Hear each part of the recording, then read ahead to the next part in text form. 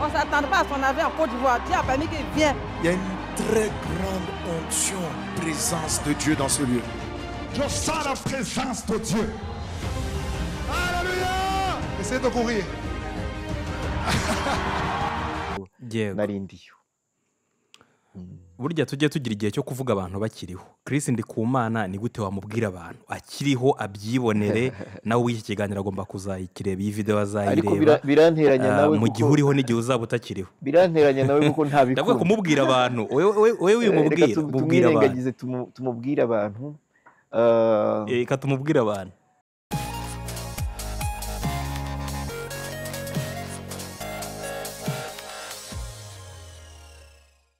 Yes, reka ngusubize kandi nkwifurize ibihe byiza kuri Kisimbi TV. Nizere yuko umeze neza, nizere yuko aho uri mu bice binyuranye by'isi ubuzima bumeze neza cyane. Niba utameze neza kandi ndagukomeza nkubwira yuko isi tubamo bibaho niko bigenda. Uyu munsi biba bimeze neza, ejo bikaba bibi, uyu munsi bari byiza nanone nta kibazo ubuzima bufite. Ejo bigahinduka, niko isi iteye, bisaba ko twihangana umunsi ku munsi. By'umwihariko uyu munsi ku Isimbi TV dufite ikiganiro kiri special, dufite video iri special. Ni video cyangwa se ni ikiganiro kigaruka ku guhimbaza Imana cyangwa se gusenga. Atome Gasumuni benshi bazi nk'umukinnyi w'amateatre, by'umwihariko yabikoze ku rwego rw'isi, abikora mu Rwanda niho benshi bamukundiye, abikora i Burundi n'ahandi hatandukanye. Uyu munsi turi kumwe nawe, tugiriwe umugisha ukomeye wo kuba turi kumwe. Ni umugisha kubera yuko kuba turiho none ahangaha n'umugisha udasanzwe, sibyo Atome? cyane rwose, cyane mu bihe bisoza umwaka hari benshi batagiriwe ubwo buntu, ntacyo twatanze ngo dukunde bwo kuhageza. Yego, umeze neza? meze neza cyane, ndashima, meze neza pe, Imana ishimwe. Abantu benshi rero ntabwo bazi yuko Atome ashobora gufata umwanya wo gusenga. Giye nagiye nkubona aho bishoboka mu nsengero haba hari kamera, hari kamera, hari naho bidakunda, ariko giye nagiye nkubona by'umwihariko nakubonye kwa Apotre Mignone, uri umwe mu ba Kristu, nuko baguhamagaye nyine nk'umustar uzwi, uko byagenda kose bagomba kuguhamagara ujya imbere. Atome ubundi koko arasenga? Atome afata umwanya wo gusenga, akagira umwanya wo kwandika amakinamico? Atome ngira umwanya wo gusenga, ni n'umwanya ufata igihe kinini cyane muri gahunda zanjye z'umunsi, z'icyumweru cyangwa z'umwaka, cyane bitari ugusenga gusa ariko no kugira uruhare mu murimo wa buri munsi mu nzu y'Imana. So aho ngenda mbarizwa, uvuze aho ndi ubu ngubu, sengera muri Noble Family Church, ibarizwa muri Women Foundation Ministries under Apotre Mignone Kabera waruvuze. Nabatirijwe mu Bubiligi aho nigaga mu mujyi wa Liège. So n'urugendo mazemo igihe kitari gitoya. Abanzi buke wenda ntibazi iyo side y'ubuzima bwanjye. Twebwe tukuzi kuri scene reka. Ariko abanzi cyane. Abantu bakuzi kuri scene. Nabanzi kuri scene ariko abo dukorana bya hafi barabizi. Burya mbere yo kujya kuri scene manza gufata umwanya wo gusenga, na nyuma nkirangiza mbanza gufata umwanya wo gushima ahariho hose, byaba mu Rwanda, mu Burundi, byaba muri Amerika, mu Bufaransa, mu Budagi, hehe n'ibintu abo dukorana bya hafi barabizi. Uwo mwanya rero kuri njye ni ingenzi, kimwe sinawugereranya n'ibindi, ariko hari n'ibindi umuntu aba akora wenda abantu batazi, nk'uko wigeze kunshokoza ibya siporo. Umuntu unzi ahatari kuri stage azi ko nkora siporo kenshi cyane, ariko sinabigereranya no gusenga bwo n'agakiza ni ingenzi ku rundi rwego. By'umwihariko Atome ati mbarizwa kwa Apotre Mignone, benshi bahita kwa Apotre Mignone nubwo atari iwe. Ariko hari neza ubundi bahita kwa Mignone. Bahita kwa abenshi uko waruzi. Donc niko byahindutse. Yego. By'umwihariko hari umugabo nkunda njye ubwanjye witwa Chris Ndikumana, ni Umurundi, akaba akora ivugabutumwa rinyuze muri ministeri yitwa Kanguka, akaba anakora ibiterane mpuzamahanga bibera hirya no hino ku isi. By'umwihariko ni inshuti yawe nubwo ari umwigisha. wamumenye gute, mwahuye gute, mwamenyanye gute, niki cyatumye muba inshuti, duhereye aho ngaho ku bucuti? Jyewe ntewe ishema no kuba navuga kuri uwo mukozi w'Imana udasanzwe. Ni inshuti yanjye ariko ubucuti bwacu burasekeje. Yanyibukije aho twigeze guhurira kera i Burundi, ahantu twari twagiye gusenga, so ndahatumirwa njya gusengana n'abandi, ariko mu bari bari aho ngaho umukozi w'Imana Chris Ndikumana yari arimo, ariko jyewe sinamwibukaga, ni jye wari umusitari icyo gihe. Noneho ngakomeza ajya nkurikirana, noneho ejo bundi akoresheje igiterane cya mbere kinini i Bujumbura, bisa nkaho mumenye, bisa nkaho namumenye mu banyuma mbese, ariko nshimishwa nuko ari umuntu nkabona mfite aho muzi, ariko si cyo cyanjyanye. Sinagiye ngiye kureba umuntu w'inshuti yanjye, nagiye ngiye kureba umukozi w'Imana, ngiye guterana mu giterane numvaga kidasanzwe. Giye nabaye i Burundi, narahavukiye, ariko numvaga ibirimo kubera narahavukiye, narahabaye igihe kinini, so ndahazi. So byari binanshimishije kumva umukozi w'Imana uzamuwe muri urwo rwego mpuzamahanga, uvuga ururimi numva, uvuga iby'ahantu nzi nabaye. So nari ngiye ntyo, mpageze tuza kubonana, tuba inshuti zisumbuyeho, ariko anyibutsa yuko we yaranzi kandi ngo ajya akurikirana ibintu nakoraga. So we yarazi inshuti y'umusitari, ariko jyewe nagiye ngiye kureba guterana n'abandi mu giterane cyabereye i Bujumbura. Ntega imodoka ndagenda, afata hoteli ndagenda. So aho mpagereye nyine byaje nagira umugisha wo guhura nawe, turibwirana, tuganira ibyo byose.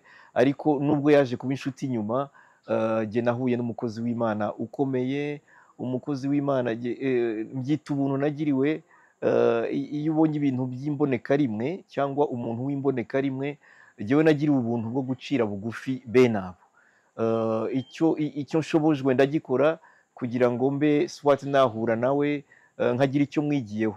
So nuko nagiye aho mumenyeye, byabaye nka confirmation y'icyo kintu numvaga. Numva nshimiye Imana yuko yabengutswe icyo gihugu kugira ngo igitoranyemo umukozi w'Imana udasanzwe. Imana ikoresha ibitangaza bidasanzwe utabona uko birondora, ariko cyane cyane uzana benshi ku gakiza, nicyo cy'ingenzi. Uzana benshi ku rugendo rugana ijuru, nicyo cy'ingenzi. So nicyo nagiye gushyigikira no kureba. Aho mpagereye mbona byinshi birenze uko nabyibazaga, mbona umuntu urenze uko namwibazaga, ariko mfashwa cyane. Mwari mwateraniye he Atome, niba ubyibuka neza aho hantu igiterane cyabereye? Cyari cyabereye he? Chris rero, igisekeje rero ngire ngo amasitade n'ibintu bipfundikiye bitangiye kumubana bitoya wenda. So habaye hatoya vrema, urebye nka Cote d'Ivoire ibintu yakoze ejo bundi biteye ubwoba. Exactement, hari ahantu mu kibuga cy'umupira, mu kintu cy'imbuga kingari, ku ishuri ryitwa ETS. So aho haragiye haruzura, haba za ambuteyage ziva mu mujyi, ku buryo imodoka yamanukanaga ninjira muri Bujumbura yahuraga n'urujya n'uruza rw'izabuze aho zijya kubera ko habaye igiterane. So nabyo ubwabyo iyo uri umukristo biragushimisha kumva ko habaye bene ibyo ngibyo umujyi wahagaze, kuko hari igiterane cyangwa hari konseri nka kwa kundi tugenda tukuzurana. Habaye ibiterane hano iwacu, hari ukuntu umva bishimishije, bitari si Rayon Sport gusa yakagombye guharirwa bene uwo mwihariko. Njye nk'umukristo biranshimisha, uretse ko n'Imana ishobora guteranya abantu n'umupira bakayiramya. So rero ubwabyo byaranshimishije kubona umujyi usa n'uhagaze, ngo kuko habaye igiterane cy'umuntu uca bugufi, cy'umuntu wakoze za publicité nkeya cyane cyangwa wenda nta nazo mu gihugu cye. Bisa nkaho byari ubwa mbere. Byawe ni ngo nta muhanuzi wawo, wabonaga n'abarundi ubwabo basa nk'abatunguwe n'ibibaye. Bari bamuzi, bamukundaga, ariko wabonaga basa n'abatunguwe urwo ruhando agezemo, cyangwa bene urwo rugero wabo yari agezemo. Njye rero nari ngiye guterana, turamenyana, namubonyeho ikintu nanamwigiyeho cyane cyo guca bugufi bidasanzwe. Afite imana nyinshi muri we, uretse ibyo by'ibitangaza. Muri we ni munini ariko ariyoroshya mu buryo bugaragara. Aca bugufi pe, aca bugufi ku buryo mwana bipfa. Aca bugufi akenda kugukabiriza, ariko ni byiza cyane. Nabyo mu bakozi b'Imana haba za level zitandukanye, hari level z'ubusitari. So bakogera bakamenyekana cyane, wabonaga nawe ibyo ngibyo nubwo bihari bigaragarira buri wese ariko atabitindaho cyane. Icyo ni ikintu n'abasitari bo mu isi bakwigira kuri bene abo bakozi b'Imana. So ikindi navuga nka stamp ye, sinyatire ye ni uruvunganzoka rw'abantu, baba bitabiriye. Niyo mpamvu rero Atome nshaka kuguca mu ijambo nkakubaza ku giterane aherutse gukorera muri Cote d'Ivoire. Ni igiterane kinini, ubwabyo urebye amashusho ni ibintu biteye ubwoba. Sinzi niba warafashe umwanya ukareba wenda kuri chaîne ye cyangwa niba warabikurikiye live. Ndakeka bitaragucitse. Hari abantu barenga 500, hari abantu benshi cyane. Ibintu nkabiriye koko biba ari ibya nyabyo, habaho kuredubura amashusho. Bitabaye ibya nyabyo byahindurwa n'abandi batari we. Wese bene uwo nguwo rwose. Ni ibya nyabyo, ibyo nibivugika, ibyo nibyo tuba twabonye wenda, ariko iyo niyo sinyatire, niyo stamp y'imikorere ye y'Imana imurimo, itangaje, irenze cyangwa idasanzwe. Icyo gihe Bujumbura ngira ngo bari hagati y'ibihumbi za 50 n'ibihumbi 100 wenda cyangwa birenga. Ageze Douala byari hagati wenda ya 200, ibihumbi 200 n'ibihumbi 300 Douala muri Cameroon.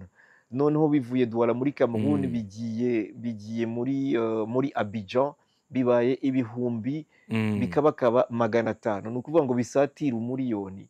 N'abantu benshi cyane. Ni ukuvuga ngo ni nka Stade Amahoro inshuro 10, ni nka BK Arena inshuro 50, kugira ngo kwiza abantu 500. Mu mujyi wa Bruxelles hari ahantu hajya habera amakonseri hitwa kandi nakurikiye ntuze nguciye mu ijambo, nakurikiye ama emission yatambutse mbere ko igiterane kigera. Abantu baraye aho hantu, baharaye iminsi 2 imbere y'uko igiterane kigera. Kwibaza uyu mugabo afite imbaraga zingana gute. Ni Bujumbura nuko byagenze. So nk'ibi ngibi ukuntu yitereye rero, nk'ibi ngibi kubitindaho ubwabyo biramuderanja, ko akunda ko dutinda ku Mana ibimukoresha imurimo. Ariko nukugira ngo umuntu asobanurire n'abandi kugira ngo bamenye uwo muntu n'impano imurimo idasanzwe. Forêt Nationale ni salle yo mu Bubiligi wayujuje, ubu uri icyatwa mu bantu n'aba musiciens bagiye babaho n'abakera n'iki, n'umuhigo. Uwo muhigo yarawesheje, urumva. So ubwo bivuye za Douala, bigeze za Abidjan. Igitangaje rero, ngire ngo mu bihugu bikoresha ururimi rw'igifaransa bya francophonie, ngira ngo Uburundi n'u Rwanda sibyo bihugu by'ibyatwa muri francophonie, sibyo bihugu byagiye bigirirwa amahirwe yo kugira abantu. No ku Rwanda bitangiye vuba, abantu bagenda bakogera cyane muri za francophonie. Ndumva natwe si ibya kera cyane, ndumva ari nk'abantu nka Stromae bagiye bakingura bene ayo marembo, ba Gaël Faye n'abandi. Nubwo ndavuga mu basitari tumenyereye muri za francophonie. Donc kugira ngo mu bakozi b'Imana rero hagire umuntu uva mu gahugu, ndavuga uko batureba muri ibyo bihugu bindi, mu gahugu bita gato cyane. Urazi Burundi na Rwanda badufata nk'uduhugu tw'impanga dupotereye hagati mu mutima wa Afurika, duto cyane.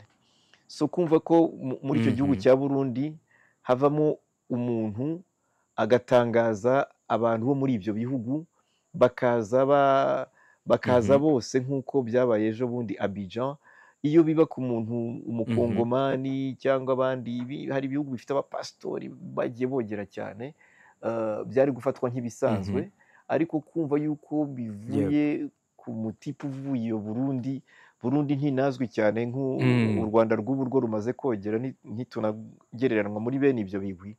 Kumva ko byabereye ku muntu uvuye Burundi w'umurundi, ubwabyo nabyo ni igitangaza kidasanzwe.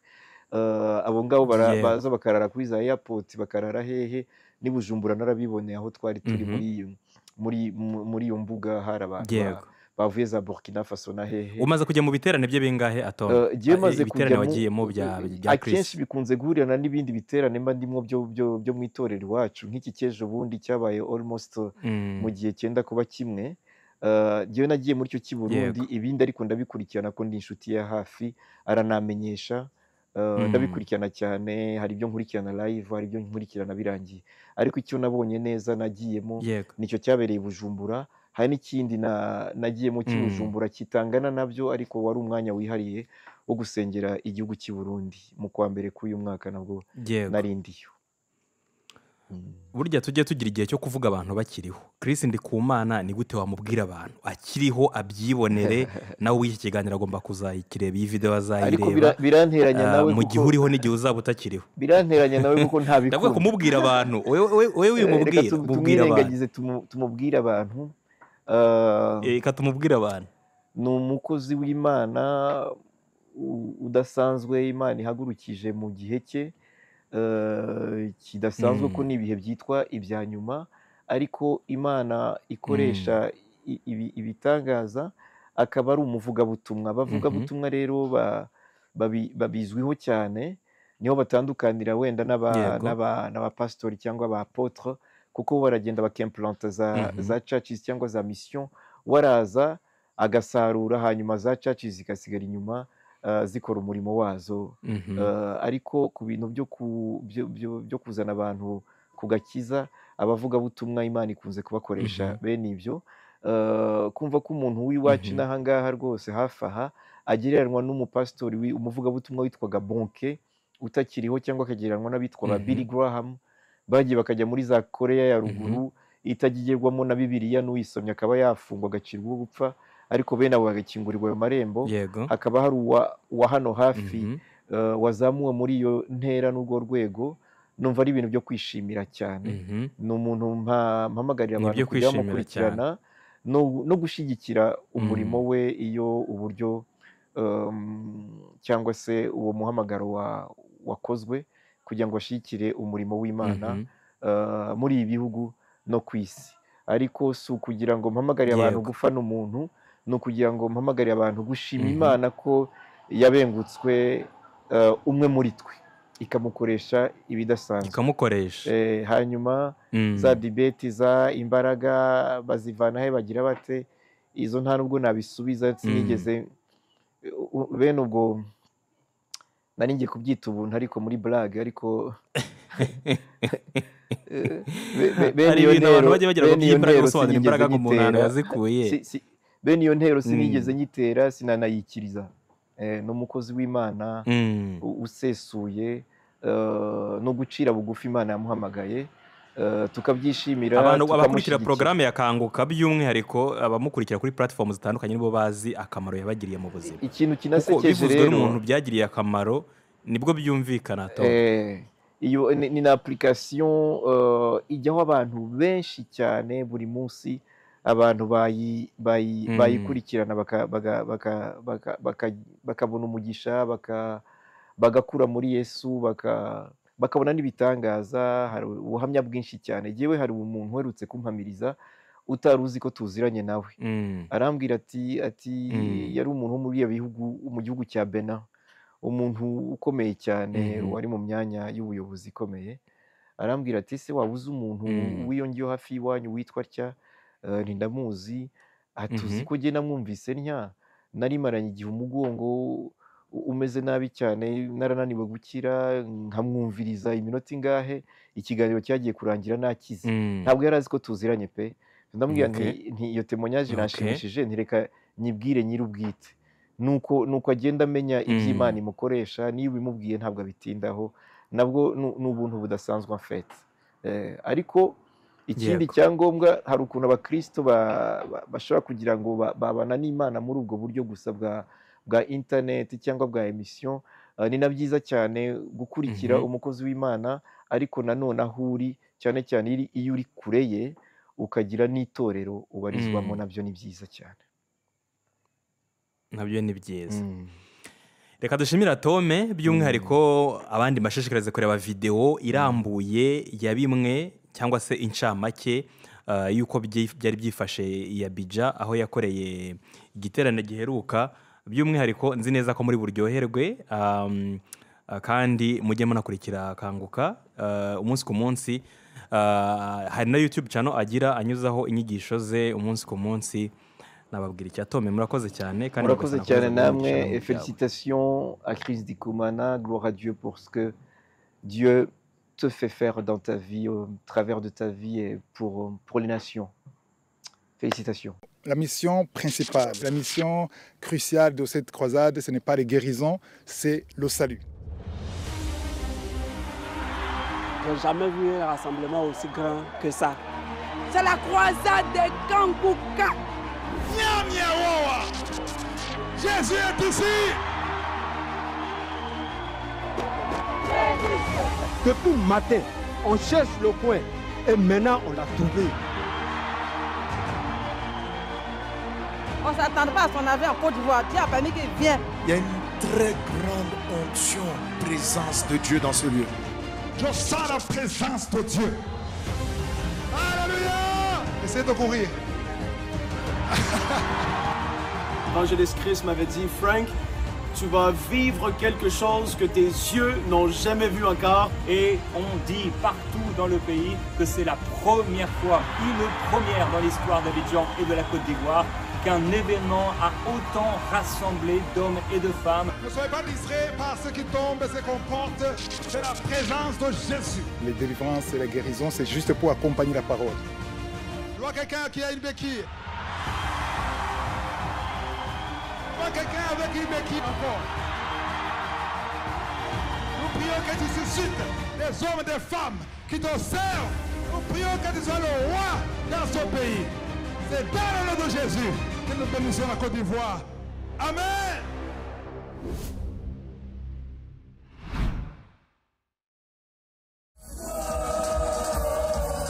Avec votre indulgence, on va vous déplacer, vous faire sortir du terrain, prendre les mesures qu'il faut et puis ensuite on pourra procéder à votre installation.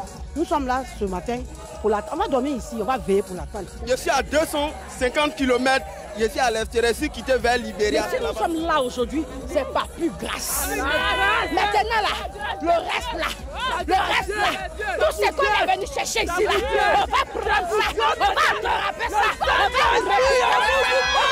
C'est la croisade de Kanguka.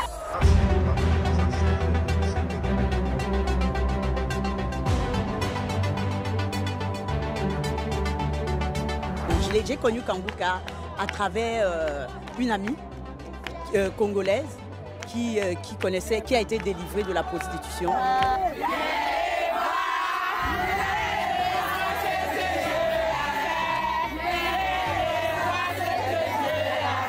Je ne sais pas si vous avez remarqué comme moi, mais Chris a dit que cette croisade sera la meilleure de toutes les croisades. Mais quand on regarde, il a fallu que le pape vienne en 82 pour faire la première pierre de la basilique en Côte d'Ivoire pour avoir du monde. Après ça, on n'a plus jamais vu. C'est une occasion pour nous aujourd'hui que le pasteur Chris Ndikumana soit en Côte d'Ivoire pour la bénédiction des Ivoiriens. Je souhaite que cela puisse aller jusqu'au bout comme on le souhaite et que chacun obtienne ce qu'il est venu chercher. Dieu a choisi un homme, Dieu a choisi un oint.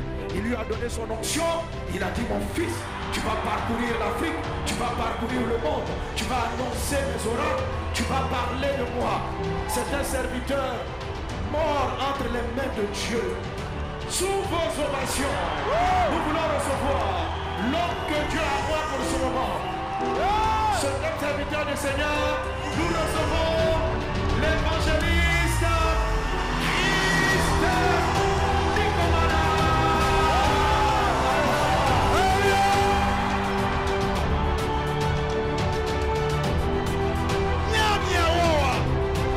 Jésus est ici. Jésus est le roi. Il a été crucifié parce qu'il a voulu être crucifié. Il a donné son sang pour toi. Alléluia. je veux aujourd'hui qu'on sache ce qui s'est passé. Matthieu 27, verset 51. On nous montre ce qui s'est passé quand Jésus est mort sur la croix. Alors, maintenant tu dis un seul verset. Verset 51. Et voici, le voile du temple se déchira en deux. Attends.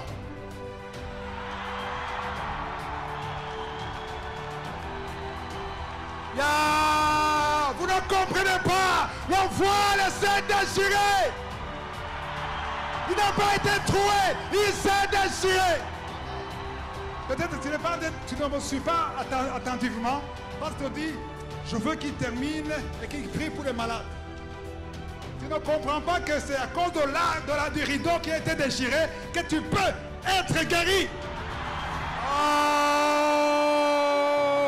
Si le rideau n'était pas déchiré, je ne pourrais pas prier pour toi. Tu ne serais pas guéri aujourd'hui. Parce que la parole de Dieu dit, par ses meurtrissures, alléluia, par ses meurtrissures, par ses fouets, nous sommes guéris.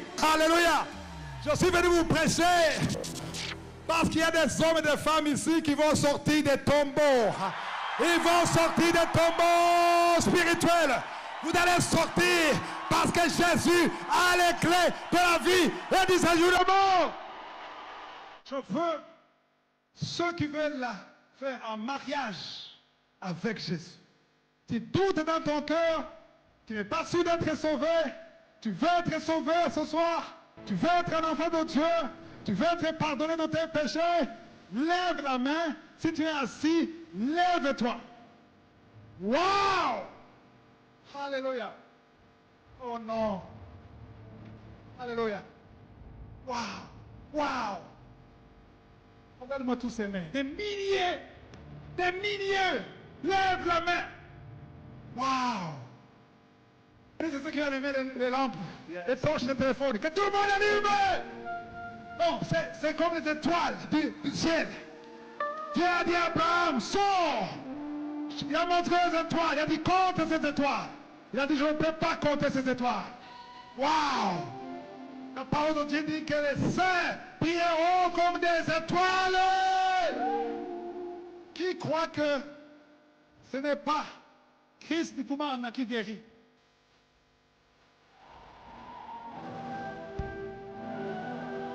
Ceux qui ont un problème cardiaque, un problème de cœur, il y a un ange qui visite des personnes ici qui souffrent de cœur. Quelqu'un qui ne pouvait pas marcher. Il y a un pied qui ne marchait pas. Commence à marcher maintenant. Toi qui ne pouvais pas te courber à cause du dos. Courbe-toi. Une femme qui a un cancer du sang. Au nom de Jésus, sois guérie. Qu'elle soit la guérison. Au nom de Jésus. Il y a des choses qui se passent là-bas, je ne sais pas c'est quoi. Amen. Est-ce qu'il y a quelqu'un qui a été visité, qui a été guéri? Je suis quitté à Boaké. Et avant de venir, j'avais un mal atroce. Mes yeux me faisaient mal, tellement mal, mon cou. Vraiment, j'ai payé les médicaments et pensais que c'est pour eux. Tu sentais les douleurs avant de venir? Et maintenant, comment tu te sens? Maintenant, je me sens bien parce que j'ai dit que aujourd'hui, je ne vais pas prendre de médicaments. J'ai dit à mon époux que je ne prenais pas de médicaments. C'est que je serai guérie. Parce que je ne vais pas sortir ici sans vraiment avoir un miracle. J'ai fait un accident. J'ai eu 6 côtes cassées. Je dis bien 6. Il y a des mouvements aujourd'hui. Tu ne pouvais pas te courber? Avant de venir, tu ne pouvais pas faire ça. Essaie un peu. J'avais le problème de cœur et de vision. Et aujourd'hui, avec votre prière, mon cœur s'est apaisé et j'ai une vision claire. Amen. Jésus. Amen. J'avais une tumeur au suivi nasal. J'ai été opéré en 2023. Ça n'a pas marché en 2024 aussi, j'ai été opéré. Mais la tumeur est revenue. Mais tout à l'heure, lorsqu'on priait, j'ai senti qu'il y a quelque chose qui veut tomber. Qui sort de la bouche? Qui sort. De la bouche? Du nez. Du nez? Oui, oui. Tu sens que ça veut sortir? Tout à l'heure, avant d'arriver ici, c'est sorti. Je C'est sens sorti. que le nez est vide. Critique, tu sens? Il y a les sons qui sont sortis. Amen. Ça fait 1 an que j'ai cancer de sein. Cancer de sein? Cancer de sein, il y a Oui. preuve même qu'elle est là. Oui. Donc, quand on venait, je ne pouvais pas marcher. Quand je marche, je suis obligé d'attraper comme ça. Même à venir, tu attrapais comme ça? Oui, oui. Uh-huh. C'est moi-même qui est là. C'est ça, on est venu. Donc, après la prière... Mais en priant, j'ai parlé à quelqu'un qui a un cancer du sein. Oui, oui. J'ai pleuré, mais ça, pour ça, tu vois de l'âme. J'ai prié. Donc, quand on priait là, je faisais mes mains comme ça. Oui. Après, j'ai dit, mais c'est la partie là qui me fait mal. Après, j'ai fait un peu. J'ai fait un peu. Un coup, je me suis oublié, puis il a commencé à souffrir.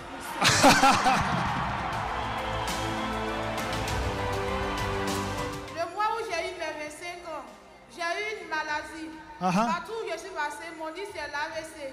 Je n'arrivais pas à parler. Mais aujourd'hui, on se soit après la prière. Ça vient parler.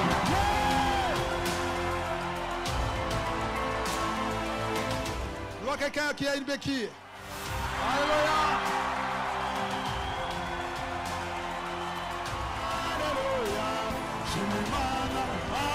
Qu'est-ce qui s'est passé? Tu as eu un accident? Oh non! L'accident, il y a longtemps, j'ai oublié même l'année. Mais ça fait près de 2 ans. Je n'arrive pas à marcher, je n'arrive pas à me mouvoir, rien. Comment est-ce que tu es venu ici? Oh, je suis venue ici difficilement maintenant, mais je pleurais avec la béquille. Comment faire pour traverser? C'est ma fille qui m'a fait. Est-ce que tu peux marcher sans béquille? Oh, vous me voici. Merci.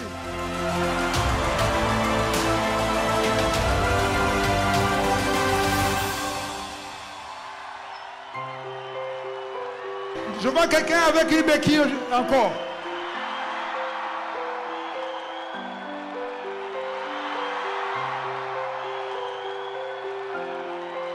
Tu as la béquille depuis quand? Depuis, ça peut faire 1 an. Combien? 1 an. 1 an. Tu pouvais... 1 an. Tu ne pouvais pas marcher. Avant de venir ici, tu marchais avec la béquille. Même quand il veut m'énerver, il met à bouger. Tu veux marcher maintenant encore une fois? Hey!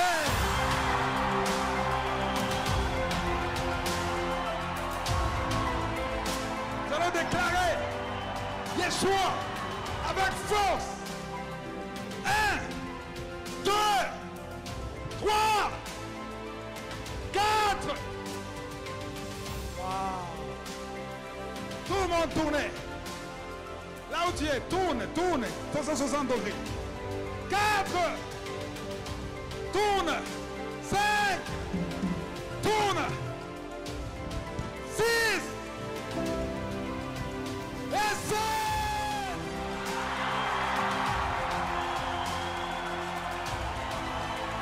Nous demandons la paix.